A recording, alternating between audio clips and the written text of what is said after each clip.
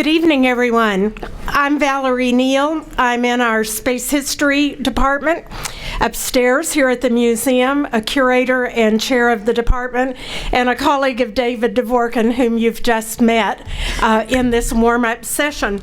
On behalf of General Jack Daly and indeed all of the staff of the National Air and Space Museum, I'm delighted to see you all here, and I welcome you to the museum and to the first lecture in our spring series of Exploring Space lectures. We are launching tonight, and you are here for the launch. So thank you for coming out in the snow and the chill to help us kick off this season.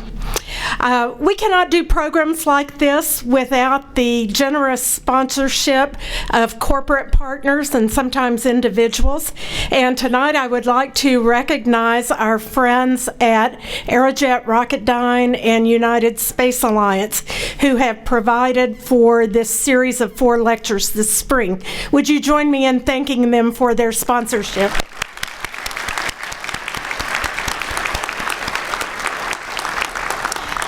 In this series of 4 lectures this spring, we have 4 stellar speakers lined up to celebrate the theme of the 25th anniversary of the Hubble Space Telescope. And we invited speakers who have been very intimately involved with the Hubble Space Telescope over the years. Dr. Dvorkin, my colleague, is the one who organizes this series each year, and he has had a special pleasure in putting together this series because he has written extensively about the Hubble himself, and as a historian of astronomy, he is particularly appreciative of the wonders that the Hubble have opened up to all of us and the new challenges and questions that it has posed. We're starting tonight, though, with Frank Cepollina as our speaker because he was there at the very beginning, and his career represents the reason that Hubble is still operating at the ripe age of 25 years old, a telescope that originally was scoped to have a lifetime of perhaps 10 years. Frank Cepollina is Associate Director of Satellite Servicing Capabilities at Goddard Space Flight Center, just up the road in Greenbelt. I believe you've spent your whole career at Goddard, have you not? And that would be at least 4 decades. He is very well known throughout the NASA community and the corporate community for his passionate advocacy of satellite servicing. He's started as a mechanical engineer. He has become a visionary, and he's become a remarkable manager extraordinaire. Some people call him the father, or maybe the godfather, or certainly the genius behind the design of spacecraft as modular spacecraft so they can be serviced. And his fingerprints are all over the whole philosophy and technology of EVA servicing in orbit. He won NASA's Exceptional Achievement Award for leading the first in-orbit capture and repair mission in 1984, the Solar Max repair mission. And then he soon thereafter won NASA's Outstanding Leadership Medal for his leadership for the first and most crucial Hubble servicing mission, and was very much involved with the 4 servicing missions thereafter. He is beloved by all those who work with him. He's probably a challenge to those who try to manage him because he is charismatic, he's innovative, he's ingenious, he's persistent, and he never gives up on a great idea. So let's welcome you tonight, Cepi, to our podium.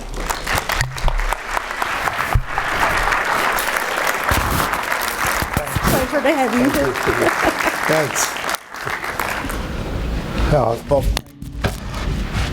thank you for that. Great. Can you hear me okay up there? Yes. Thank you. Yes. Yes. Okay. No?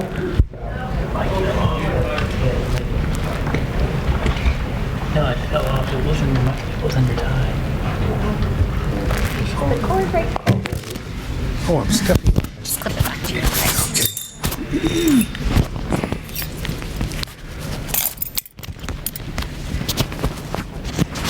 There you are. Great, thank you. Now you all can hear me, right? Well, Valerie, thank you for that great introduction. What Valerie didn't tell you, though, was how many of you saw the Dream is Alive video that was shown a few minutes ago?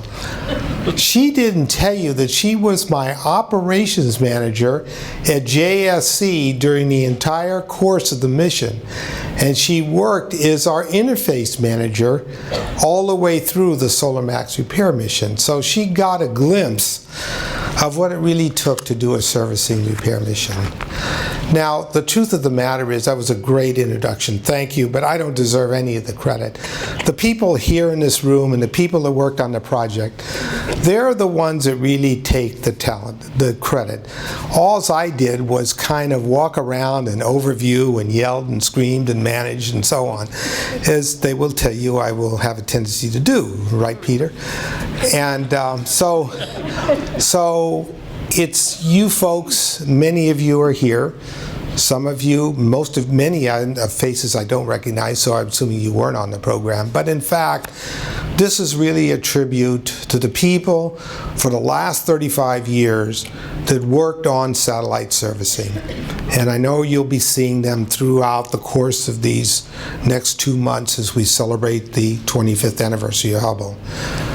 The other thing I've got to do is stop for a second and compliment Peter Suey and Adrian Alessandro. Where are you, Adrian?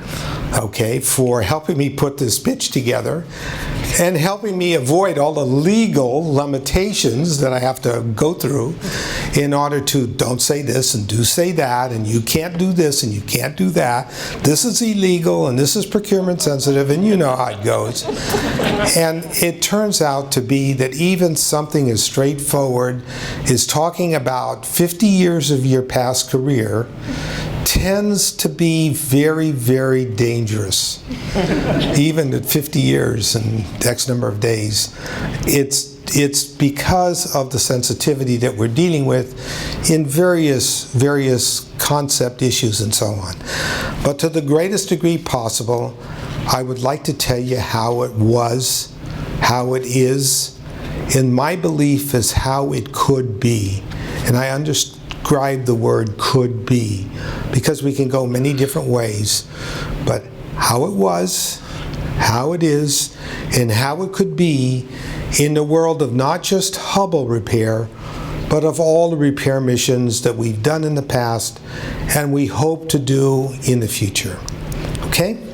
So let me start then with the situation in 1990, June of 1990, when I came on the Hubble repair program from a previous program called Solar Max Repair and several other projects, modular projects called EUVE and so on. But the real situation was terrible, terrible. We dealt with a bad reputation for the agency because they had just discovered that this $1.6 billion investment had a blurred mirror that was polished 1/2 of the thickness of a human hair too flat in 100 inches. Can you imagine 0.035 millimeter error in 100 inches of polishing in 1G and then taking it to orbit and expecting it to be so good? It was tough, but nonetheless, that was the size of the error, and that's what caused the blurred vision. So we had that to deal with. We had the fact that the Hubble telescope, even with the blurred vision, couldn't stay pointed on the star because every 5 minutes, every 90 minutes, you'd go in and out of the sunlight and the rays would cause the telescope to jerk off the star and you'd have to reposition the entire telescope. So things like that. The gyroscopes were failing right and left. The computer was undersized, so you couldn't ask the computer on board to take over and do more tasks. There were lots of things like this that are subject to building something and taking something in a great leap forward. But the fortunate part about it was that somewhere along the line, back in 1970, somebody called Lyman Spitzer, does anybody remember Lyman Spitzer? And Joe Purcell had the common sense to say, if you were to build a big telescope that would do the kinds of jobs that big telescopes do on the ground, make sure you make them serviceable and modular so you can change out the science, you can fix the mistakes, and you can keep on trucking. Very, very, very much the wisdom that we look for today. Now, that telescope design by Lyman Spitzer and Joe Purcell looked like this. Everything was modular. Things could come apart. It was 50 feet in diameter. It was 3 meters, 120 inches across in terms of the primary mirror. And that's kind of what we went forward with and led into what became known as later on the Hubble Space Telescope. Downsized, right, as things normally do. But the people that were on this program had the foresight that said, let's go build a working engineering mock-up of that telescope assembly, and let's demonstrate to the community, the scientific community, that in fact we can build something like this and we can put it together. And lo and behold, we did. And then in 1975, long before the Large Space Telescope program got started, we took it to Downey, California. Downey, California was the headquarters for North American Aviation, which were in charge of developing the space shuttle. And at that time, we put it inside the space shuttle mock-up, and the Canadian government and the Department of Industry, Trade and Fair Trade office in Canada participated with us in developing a robotic servicing system, so in 1G we could demonstrate the full-scale serviceability of those modules, the interchangeability of those modules. And from that point forward, when the administrator saw that, the administrator said, he called his AAs and said, you come out here and you look at how I want you in the future to design your future telescopes, your future big expensive items. Now, around 1978, the Hubble Space Telescope program formally got started. The system was broken up because it was so large and so new that Marshall Space Flight Center took over the telescope portion. Goddard took over the instrument modules and the instrument module development portion and the operations portion, and various other centers got other pieces of the action. But the perspective that I'm giving you is, that I want to give you is, that by and large everybody held to the concept in 1978 of modularity and of in-orbit repair and maintenance, because in that point in time they believed that if there was a thing called a space transportation system, the space transportation system with astronauts and EVA could go change out those modules, could upgrade and repair. And that was a thought process in 1978-79, way back when. Okay, now, as everybody would have it, no one ever trusts the system to do something that they wanted to do. So what did headquarters determine? Headquarters determined that they should have Goddard go build a small version of a modular telescope called Solar Max, launch it, put it in orbit, and demonstrate these capabilities of modularity. And as fate would have it, in 1984, we conducted the first shuttle modular servicing mission with astronauts in EVA from shuttle. And it was successful. And all these commercial companies, Westar Palapa, which is then Hughes, Palapa, Indonesian company, and so on and so forth, Syncom 4, a Navy company, spacecraft built by Boeing, another company thereafter called Intelsat 6, and I can't remember who that satellite manufacturer was.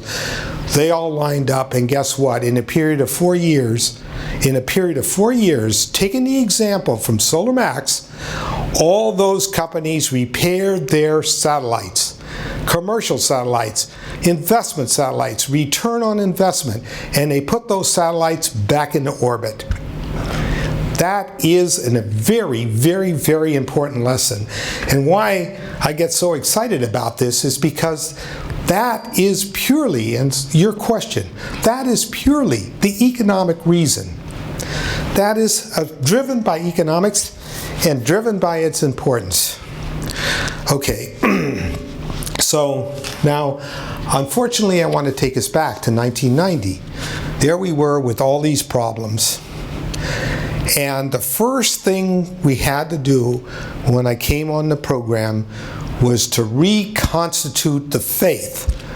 The faith that, in fact, you could take this $1.6 million spacecraft, observatory, with all its weaknesses and all its failures, and reconstitute it so that, in fact, it could meet its major requirements, scientific requirements. And thanks to this team, this Hubble team, it happened. It happened not, it didn't have anything to do with me, it happened with them. But the one thing we did do, the one connection that I maintain is we made darn sure that every lesson we learned in repairing Solar Max, in terms of testing, in terms of training, in terms of tools, in terms of lighting, in terms of 100 different other principles, was duplicated on Hubble, was duplicated on that first servicing mission. And we did that, and I maintain that that's why we were so successful. Now, I hate to say this, but unfortunately, within the second day, we launched on the 2nd of December. By the 4th of December, I got a tap on the shoulder down at the control center and got notified that my 28-year-old daughter had died of a heart attack. So I left the program. Came back.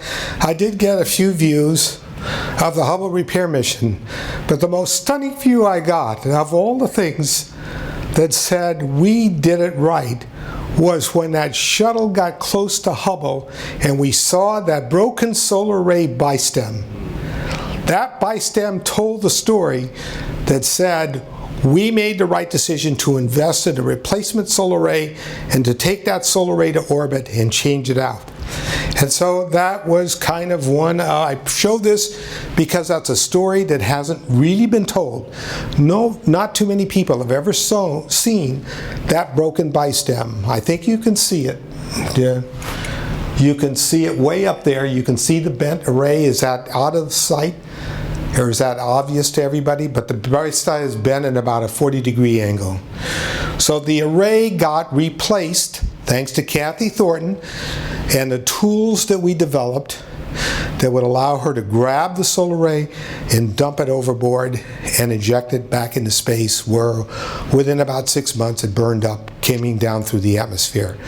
So the perspective that I give you is that in fact, one of the great lessons learned was expect the unexpected.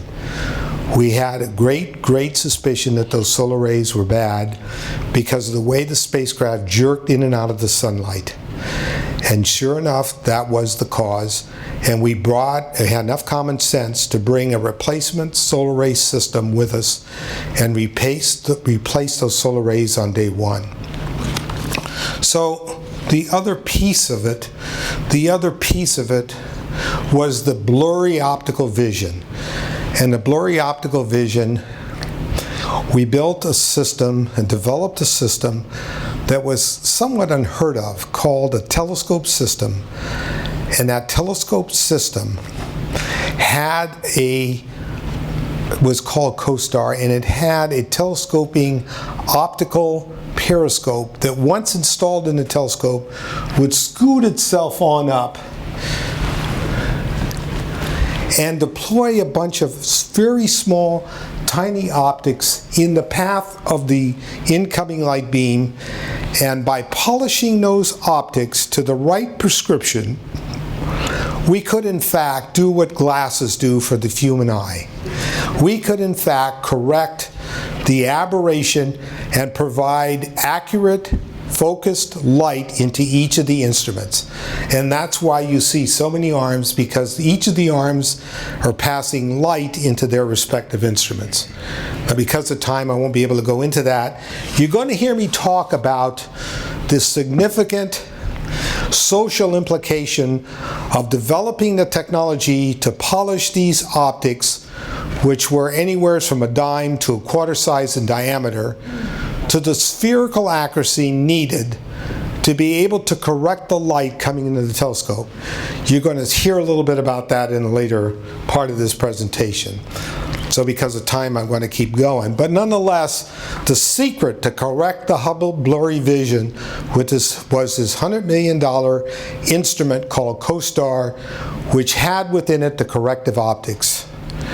Now, the one instrument, and this is a great, great compliment to Ed Weiler, who is the headquarters program exec, today's kind of title, for Hubble Space Telescope. He had the foresight, before the first Hubble was launched, to be able to take and build a replica module of a replacement instrument that would go onto that spacecraft 5 or 6 years after launch. A new generation wide field camera.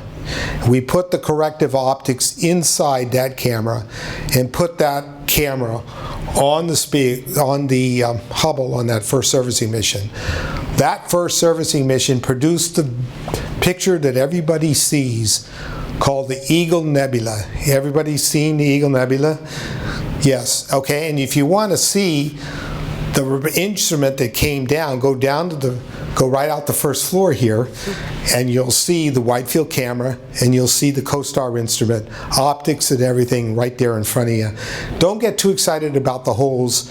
They were the holes of which we conducted investigation of the meteorites impacting the instrument after 3 years of flight. Now, okay, now the second servicing mission.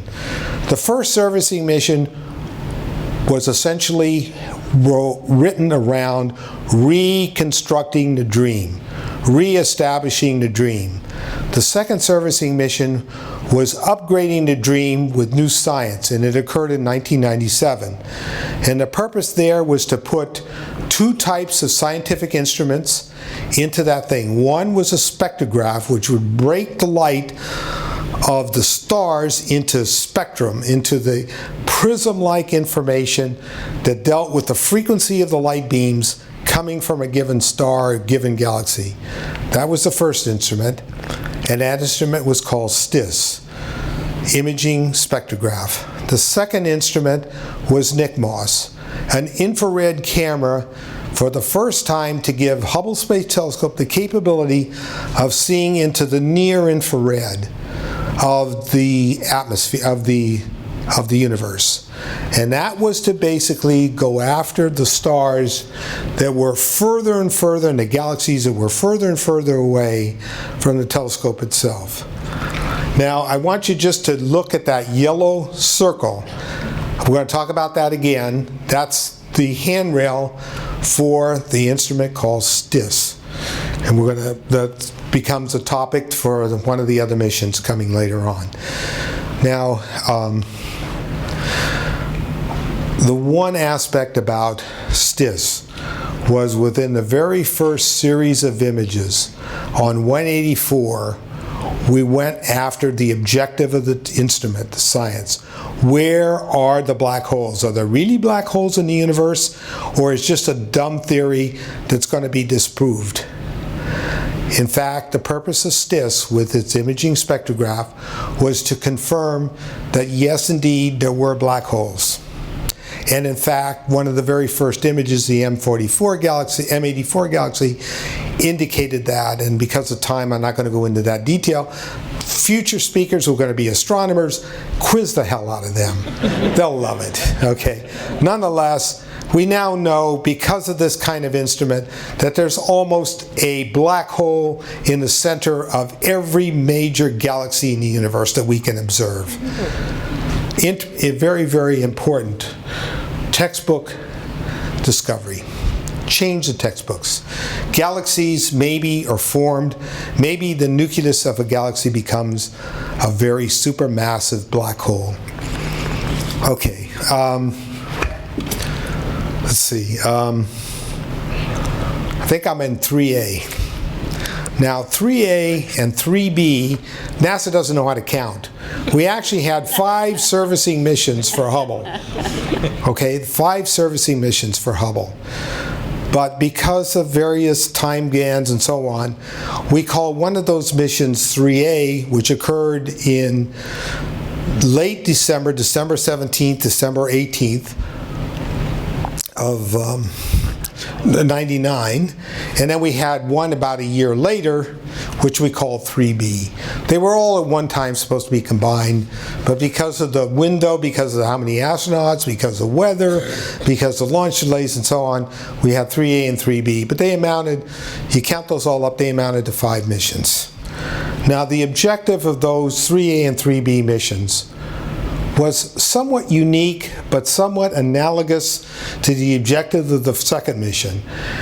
Improve the scientific gathering capability of the spacecraft. In this particular case, 3A and 3B, it was about improving the performance of the observatory so that you could get better science. And what did we do? We put a new fine guidance unit on board. We put new gyros on board. The gyros had more accuracy. The fine guidance unit had more accuracy. We put a new power control unit. Our only left-handed astronaut in the Hubble business, John Grunsfeld. John, where are you? Right. Where is he? Here somewhere. Oh, good.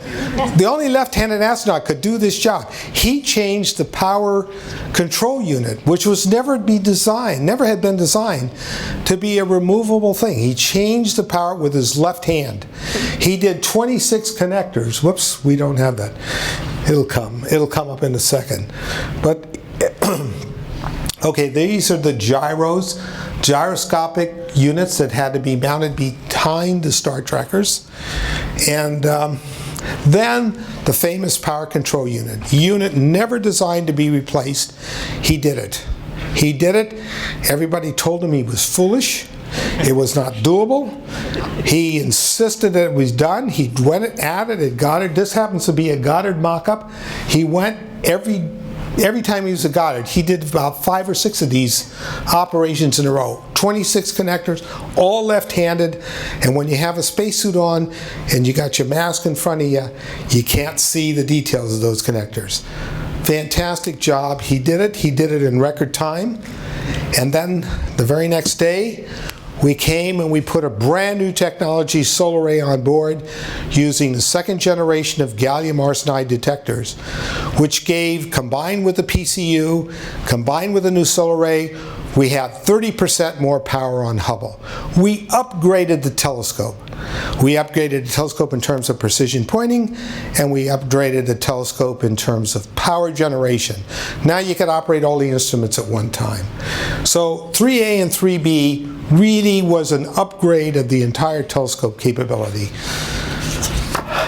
Now, the one other thing we did was we always had to have science on board. The scientists would never be happy if we didn't.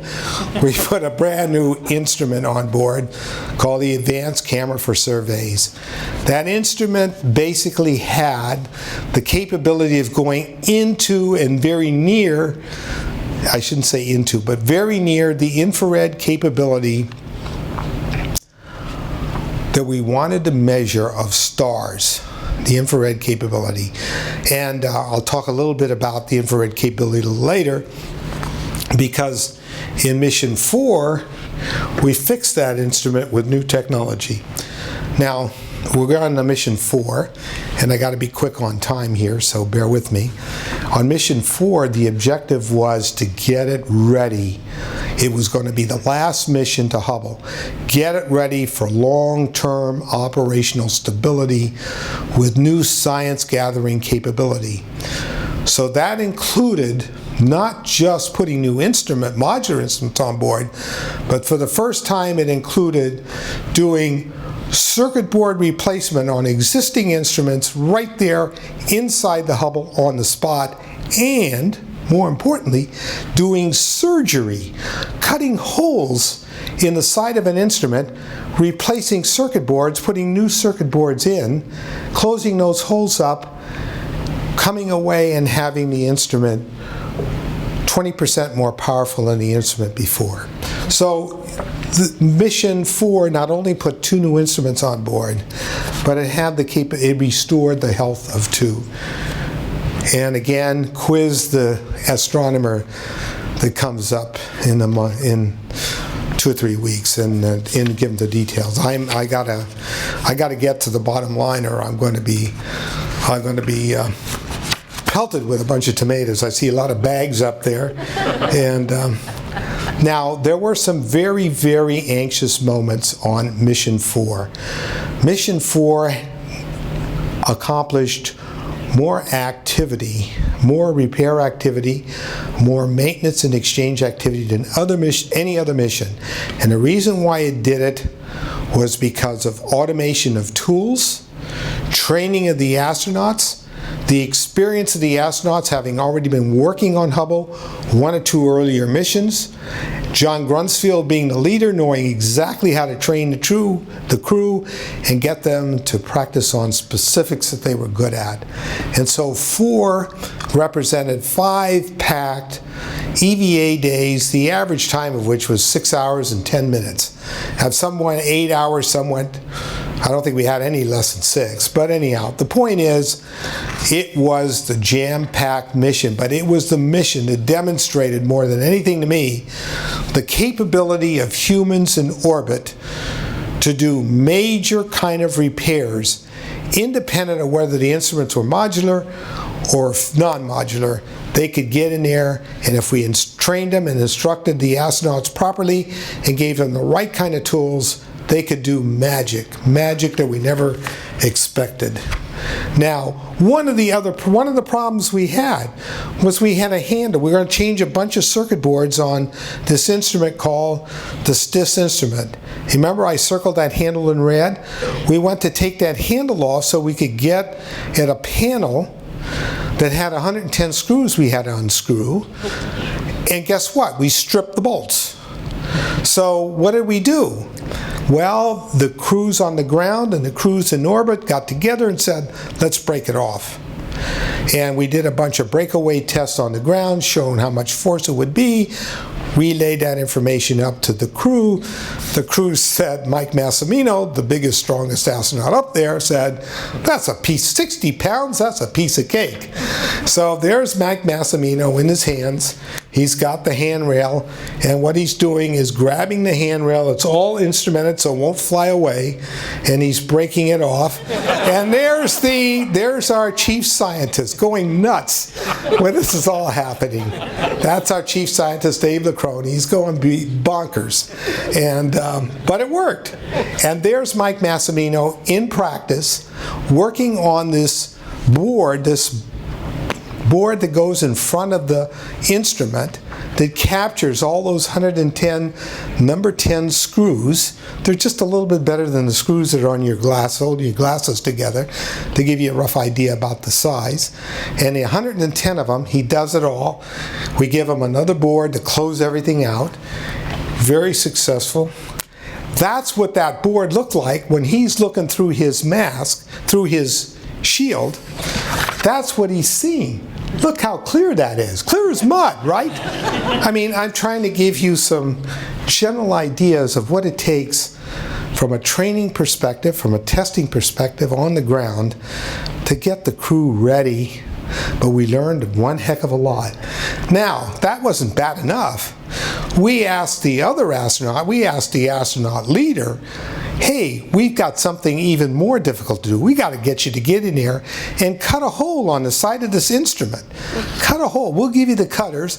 You operate the hole cutter. Cut a hole in the instrument.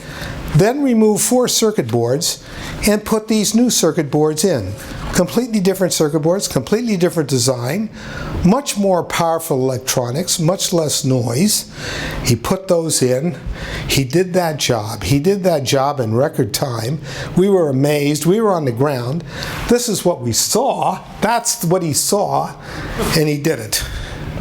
And he did it because he was able to practice and practice and practice on the ground.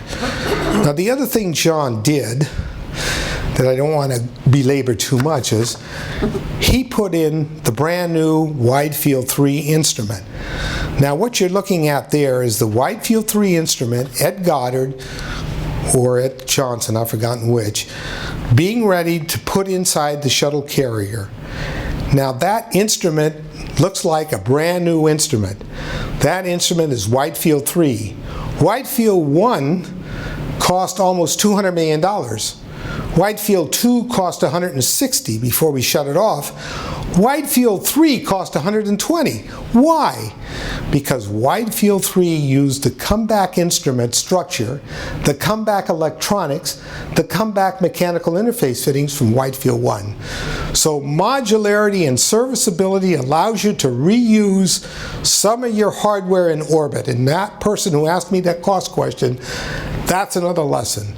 We can reuse hardware and lower the cost if, in fact, you bring the damaged hardware or the old obsolete hardware back and rework it on the ground. Another reason for modularity, for serviceability, and for economics. Now, the one other aspect that I'm not realizing many of you aren't astronomers is that in today's world, we go and we buy detectors.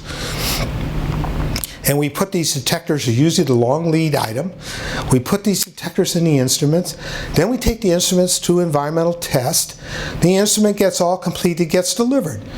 4 years later, it goes in the telescope, gets vibrated, launched, and tested again.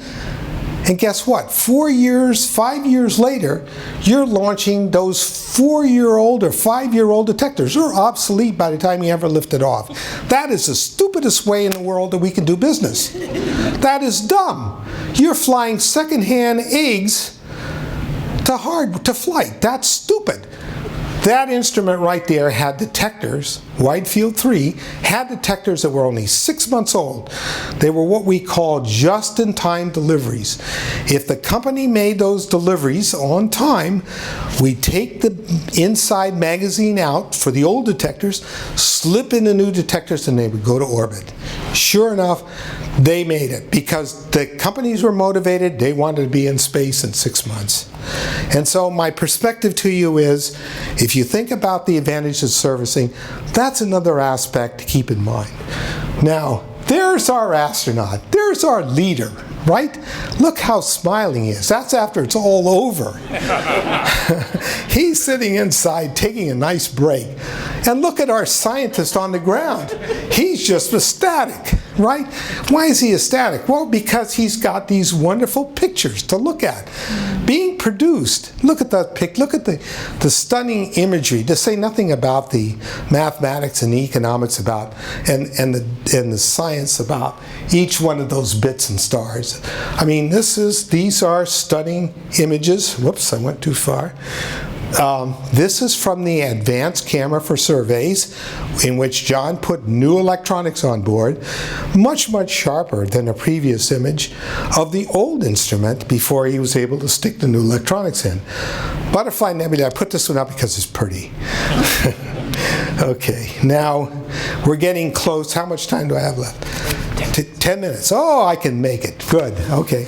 See, I get a prize if I make it in time.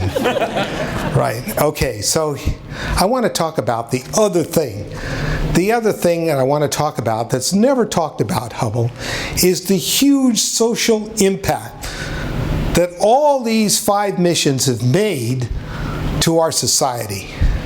You buy that? Will you listen to that for a second? Almost all of this is substantiated, and I'll try to name some people and persons. Okay, first of all, photolithography. Photolithography has to do with the process of making chips. I didn't bring it, did I? I didn't bring my chip. Oh, he did, okay. All right, look, making chips, microchips. Making microchips is a function of being able to photolithography the individual transistors on the head of a pin. The sharper the lines And these lines are 1/1000th of the diameter of a human hair. The sharper those lines, the more transistors you can get on a pin. The more transistors you can get on a pin, the higher the density of the chip, the more computational capability you have, and the more memory you have. And look, and lo and behold, there's a comparison. There's a comparison from 1990 to the present time when we're selling iPhone 6s. Look at the tremendous leap that we made. Today's technology is 260,000 times more computing power than the original lunar landing vehicle. And you can see the lunar landing vehicle down here in the on the floor of the museum. 260,000 more, much greater processing power. In addition to talking about the processing power, what does that mean in terms of your cell phone? It means you can have cell phones today. You couldn't carry a LEM processor with you. It would break your back, right? Today you can carry iPhones. And you know, in a huge sense of a huge leap, photolithography in itself wasn't developed or designed by Goddard or by NASA. Photolithography was a principle that was ongoing in the chip manufacturing arena way back in the 60s and the 70s.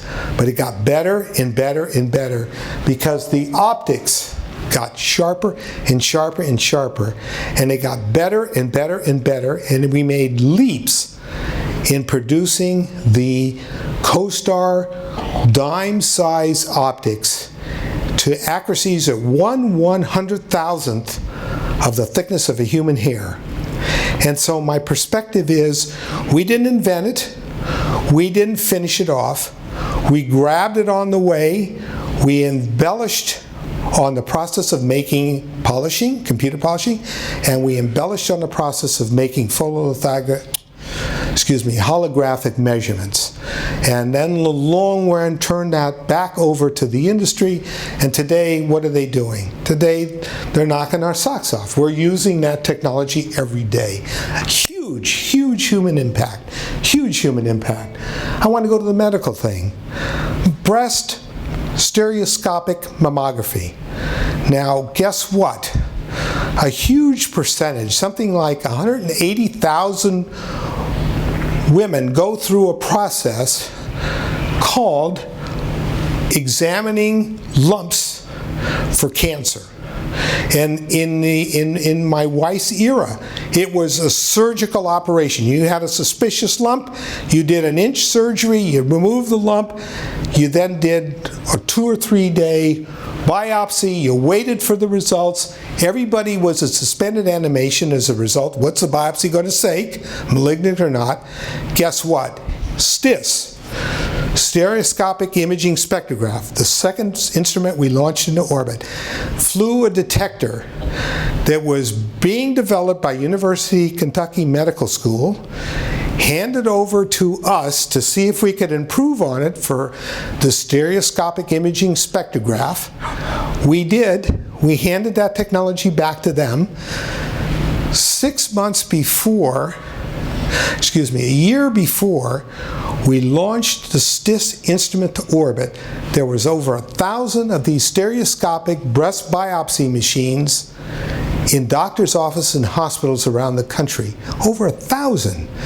Did we help the technology? You betcha we did. Did we help pain and suffering? You betcha we did. Are we exclusive? No, we're not.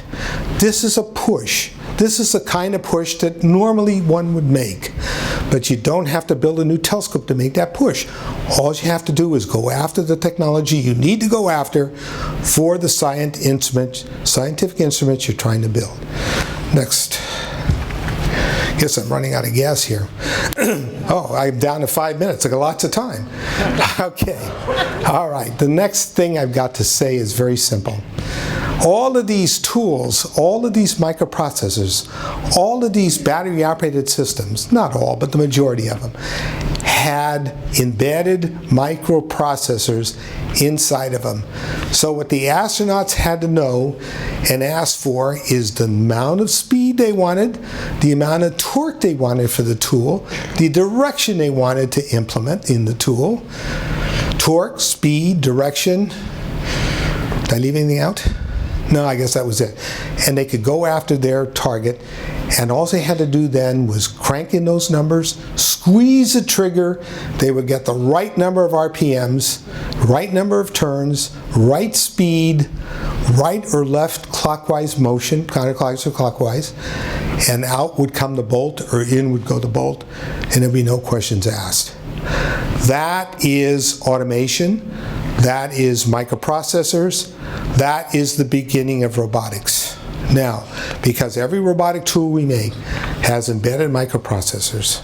Now, look at the arms. How many pictures did you see that I showed of all of those 5 missions that used extensively the Canadian-built robotic arm? All of them, all the missions. Day after day after day, those robotics were in play. We learned a lot from that. We continue to learn a lot from Station. And my perspective is, so what? My perspective is very simple. From all that robotics, 2 different systems in Western civilization, because there may be more in other civilizations, but in Western civilizations, there's 2 major surgical robotic systems that are in operation today, from which we learn from and from which they learn from us. One of them is a company called Intuitive Surgical that produces a machine called the Da Vinci. I wanted to show a picture of a baby whose 4-day-old heart is being sewed because it had a 1/4-inch gap in the middle, and a robot was doing the surgery, but my people said no, too much blood. So I just showed this. But then there's another one, another surgical operation done by NeuroArm, which is a Canadian-built surgical system, brain surgery, in which this gal, I can't think of her name, but she does have a name. She had a brain tumor, a severe brain tumor, meningioma tumor. They operated because of the precision, the closeness of the tumor to the central nervous system. They operated with a robot and removed the tumor. Now today, there's over 10,000 Da Vinci machines, and I don't know how many NeuroArm robotic surgery machines. Tell me that in 10 years, that's not going to change our life. Today, Intuitive Surgical tells me they're doing gallbladder removals, they're doing heart transplant, they're doing a whole bunch of surgical stitching operations. So, I think I went back too far. Yes. Okay, now, what do you see there? Y'all need your light beam. What you see there is history. 400 years ago, from 1999 backwards, 400 years ago, a guy by the name of Galileo developed a 30-inch, round numbers, 30-inch long, 1-inch diameter telescope. He's credited with development design of the first telescope. Not necessarily the patent, but the design. 400 years ago, what do you see shining through that window and looking up at the upper window? What is that? That's Hubble. Hubble is 100 inches in diameter. So in 400 years, we went from 1 inch to 100 inches? That is ludicrous. That is stupid. We should have gone to 1,000 inches. Yeah, I'm really trying to give you this message about let's be engineering aggressive. Let's be aggressive. Let's get out there and try something new. Let's basically take the kind of leap that the American people insist we take, just like the leap we took from a blurred, lost, disgruntled satellite called Hubble, and recreated it into being the premier system that we have today in operation. Let's make the same leap. So what are we doing? We're studying. What am I doing? I'm studying, trying to basically look at a telescope that's 1,000 inches in diameter, not 100 like Hubble, not 300 like JW, but 1,000. One that goes way out to the diameters and allows us to pick up something called the Virgo galaxies, which we think has a lot of signs of potential planets around the stellar systems in those galaxies. So, okay, so can we do it? Do we have it within us? Well, we know we can build very accurate, polished mirrors. The only thing we have to do now is decide how are we going to modularize those systems so that we can build them collectively on the ground, take them to orbit with our new SLS launch capabilities that we're spending $1.5 billion a year at, take them to orbit, take them with Orion, take the crew, assemble them with robot arms and crew, and build up this 1,000-inch telescope, 25-meter telescope, and be able then to peer in the next 10 or 15 years, be able to peer out into the universe. Now you would say 10 or 15 years, wow, that's an awful long time. But you remember, this first concept of Hubble was in 1970, and we didn't fly it until 1990. Remember that. So what am I talking about? 15 years as opposed to 20 years. But the concept, the thought ideas, let's get our system, let's get our integration. We're investing all this money. Let's just put it together as one NASA. Let's go after a one NASA objective. One NASA objective, just like we did when we had this failed problem with Hubble. The whole agency got together. A huge lesson learned. And because the whole agency got together, we were able to focus our resources, improve the social impact of this country, improve the science gathering capability. For a factor of 25 years, we've been collecting new science data, and we'll probably go on for 30. Because of that investment, because of that forward thinking. So what I'm asking you all today is let us get back to the basics of dreaming the dream. Even though we think it may be impossible, guess what? Something may happen that makes reality click. And although the dream may be impossible, maybe the results may be startling. So with that, I want to thank you for your time. Can I make it?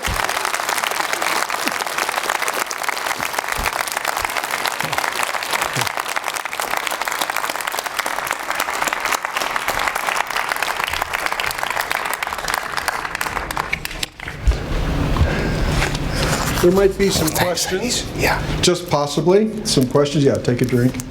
And I will sort of interpret or repeat the questions as you present them.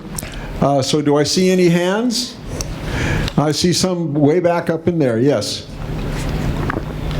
Cepi, what is your current estimate of how long Hubble will last, and what is it that will end it? Steve Marin has just asked you the question of the century, and that is, how long will Hubble last? I can answer this question two ways, but first question is, what kind of car do you drive? Steve, what kind of car do you drive? What? A Honda? A Volvo. A Volvo. Oh, well, you only have to change the oil once a year, right? Twice a year? And guess what? Once in a while, you have to change the battery, right? Now you take a car that's your engine is going to run day in and day out at 19,600 revolutions a minute. Okay, called a gyro. Now, how long of an expectation would you have? I would say we probably, in expectation-wise, have another 3 to 5 years for Hubble. And then our gyros are going to fail. And our batteries are going to fail. And something is going to go. Because systems like that don't last forever. And it's a fallacy to think they will. So I think at some point in time, we're either going to have to make a decision to fix it or bail. To fix it or bail. And I don't know how the answer is going to come out. But I'll tell you one thing.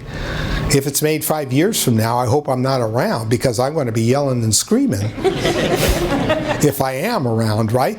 Because I don't want to see a $1.6 billion investment that's taking premier science today go down the tubes because we failed to pay 10% of the money or 20% of the money a year to repair it. I think it's ludicrous. I think it's stupid, unless one could stand up and say, I'm going to get no new meaningful science. Now, if that's the case, let it die.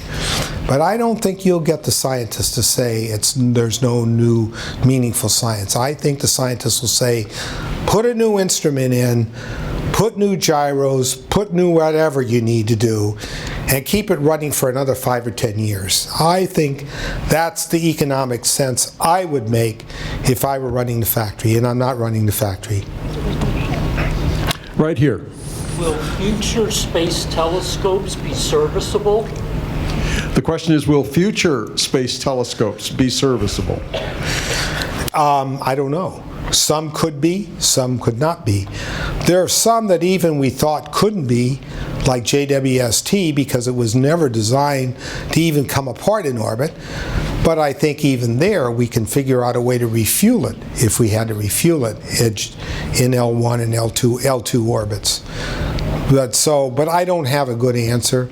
If we're stupid, there will be none that'll be serviceable in the future. If we're intelligent and smart and believe in our past history, we'll want to service and upgrade and put new science on board every 4 or 5 years, because economically, that's what gives us the most scientific return for our investment.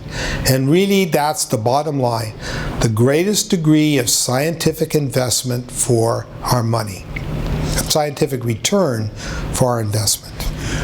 Way up in the back there. What got you interested in space when you were a kid? I couldn't hear that. What got you interested in space when you were a kid? What got you interested in space when you were a kid? Yeah. Well, you got to remember, I grew up during the Second World War. So the only space I ever saw was these B-29s and B-17 bombers coming overhead, landing at Moffett Field. So, I started building airplanes, right? What else do you do, right? You're a kid growing up. And so I started trying to fly the airplanes, and I really didn't get interested in space till I got into college and we had the Great Race. Do you remember the Great Race? Some of you do.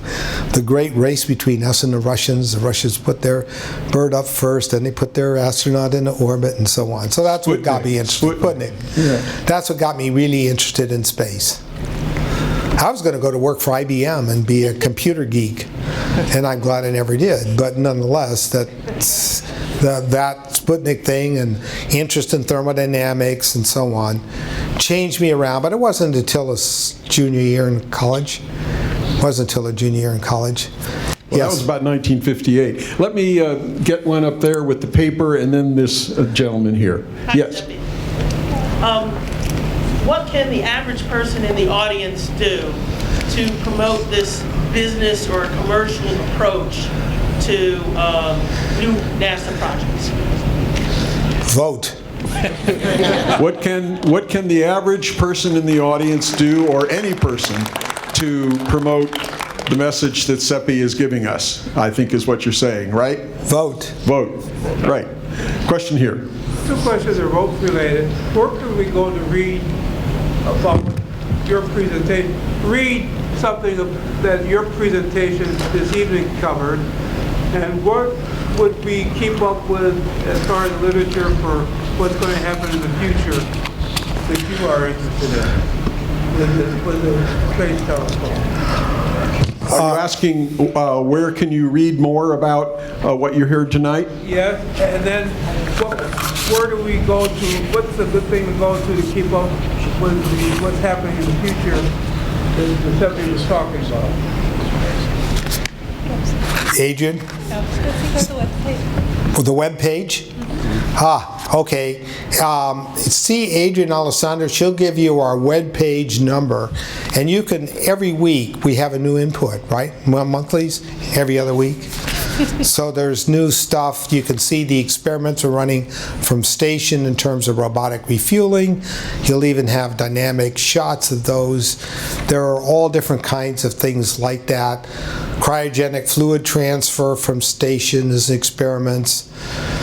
Oh, and I lost. But that's probably the most factual way to get the information. And do I represent the heart and soul of the agency? Which way we want to go? By no means. By no means. Everybody has got their own little approach. No, I don't. Question over here. Yes, thank you. You've witnessed a lot of changes over the years as the NASA has grown and developed. Can you speak a bit to the motivation and leadership changes that have gotten NASA to where it is today? You're asking for a description of the leadership of NASA and asking also if you can blame them for where we have gotten today. Is that correct? I'd like to say those were your words, not my words. Of course. Oh boy, those are very career damaging answers. But I'll say this much. The perspective of innovation and has not changed that much. What has changed is the bureaucratic process by which all these decisions are made. The bureaucratic process is much more a hindrance of our ability to innovate and to move forward. We got 6,000 pounds of SST titanium from the FAA with a signature to build that 3-meter Hubble telescope, the original large space telescope. We got it all for free with a signature. Well, not free, we had to pay for transportation. But it all got transferred to Goddard, and then we used it to build that system. Today, I can just imagine it would take 15 years to ever get everybody to sign off. So what I'm saying to you is the bureaucracy is what's the killer. The bureaucracy is what's the killer. The bureaucracy is what's the killer today. Vote the for innovation simplicity. is still there. Yes, the innovation desire is still there. And there was a question over here, but I think, where are you? Okay, yes, go ahead. When you put it into perspective, you showed a comparison of the terabytes that come down the downlink. Any of those images, how much is one of those images as far as data and other aspects as far as the data that's received, maybe timing or things that are related to getting that information from data? Well, you're asking how much, how many gigabytes or megabytes are in an image, a Hubble image? Right, it's mentioned that terabytes come down, and I'm curious how you break that into individuals. well, I'm sorry. Okay. I hope I said it right, but what I meant, 1.7 terabytes a year come down, and we ship the data down through S-band single access, and I think we're about 1.1 megabit per second, 1 megabit per second in terms of transmitting the data down to the ground. But that goes on, can go on every time you have a contact with TDRS spacecraft. So you're sending the data from Hubble to TDRS to White Sands, or Hubble directly to White Sands, most of the time through a TDRS bird. There are plenty of TDRS birds that are up there doing the reception and retransfer of the data back down to the ground. But 1.7 terabytes is kind of the average annual collection of digital data from Hubble. We transmit down at 1 megabyte per second, digital data. Okay, question right here. Is there any interest in privatizing the science part of space exploration, since they've already started the privatization of the spacecraft, the spaceships going up and and there being competitions to create the technology to be able to do what NASA was doing. Is there any interest or any motivation to do it? So the question is, yeah, for privatizing also the space sciences side of things? How much do you sell a Hubble image for? How much do you put on a marketplace to sell? Is it $5, $15,000, $500? There's no market. The market is in the arms of the scientists who collect the data and process the data. But you pay the scientists to do that. So what I'm saying is commercialization, the true commercialization is a function of the profit you're going to make when you sell a product back to somebody. If you're doing transportation, you sell the transportation capability so much a pound. If you're doing, if you're selling ground resources data and you want to sell it to the farmers or NGA or anybody else, you sell it because they're willing to pay for it. I don't know what the commercial market is for science data. I doubt there is any. I doubt there's anything insignificant in terms of return, but then I've been surprised all along. I mean, it could be. I just don't know. Pharmaceutical or anything? Well, the pharmaceutical people want to do something in situ, get the product, process the product, and then bring the product back down to the ground. And that's usually 6 or 7 months in orbit, 0G, and then processing the product and then having a transportation vehicle that'll bring that product back to the ground. So guess what? They can take that product that's on the ground and sell it. So the value, commercial value, is the resale value of the product that's been processed in space from a pharmaceutical perspective. Now, that's kind of a generic answer because there may be some people that just want you to develop a catalyst that once the catalyst is brought down, then it can be used in their plants and multiply. And so there's all kinds of variations on that. But yeah. There was one question here, and I think that will, I guess there was one over here. That'll probably do it for the evening. Yes? You've shown very eloquently how well the space shuttle and the astronauts were able to repair satellites in orbit. And now that we no longer have the space shuttle program and we're trending towards the Orion capsules, do you anticipate that they will be able to perform such repairs and such maintenance as well using that type of technology and what we're coming up with, or do you think we'll need something more? So your question is, will the Orion system allow us to continue servicing missions as we did with shuttle? The answer is there'll have to be some deltas. This white and blue structure that I showed in that last shot that's in front of Orion, it's the habitation, it's a habitation module. Oh, there it is, yeah, that structure. There would have to be something like that that would be able to support the crew. But I think that's what you want to do, to develop crew extensibility to go beyond low Earth orbit or lunar orbit, to go out to Mars, to go out anywhere. You want to have this capability of being able to stay alive and live and be protected from radiation and go to distant places. And I see that as just being a segment. You know, a shuttle itself was not developed for servicing.